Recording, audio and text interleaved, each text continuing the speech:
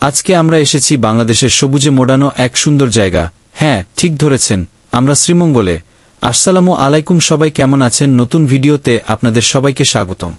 চা বাগানের মধ্যে হাঁটছেন। এই জায়গাটাকে বলে বাংলাদেশের চায়ের রাজধানী। চারদিকে শুধু সবুজ আর সবুজ, যতদূর চোখ যায় শুধু চা গাছ। চা শ্রমিকদের কাজ করতে দেখা যাচ্ছে। এখানে হাজার হাজার মানুষ প্রতিদিন চা পাতা তুলছেন। ওদের কঠোর পরিশ্রমের ফলেই আমরা পাই এক কাপ গরম চা। লাউয়াছড়া বনের প্রবেশপথ।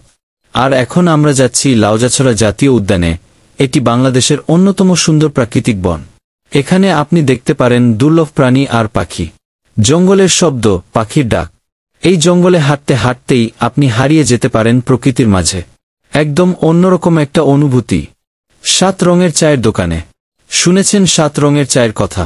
এক গ্লাসে 7টি আলাদা স্তরের চা, প্রতিটা স্তরের স্বাদ ভিন্ন। কেবল শ্রীমঙ্গলে পাবেন এমন জাদুকরি চা। স্থানীয় মানুষজনের হাসিমুখ, বাজারের দৃশ্য। শ্রীমঙ্গলের মানুষজন খুবই আন্তরিক। এদের হাসিমুখে আছে প্রকৃত আতিথেয়তা। সন্ধ্যাবেলা পাহাড়ে সূর্যাস্ত।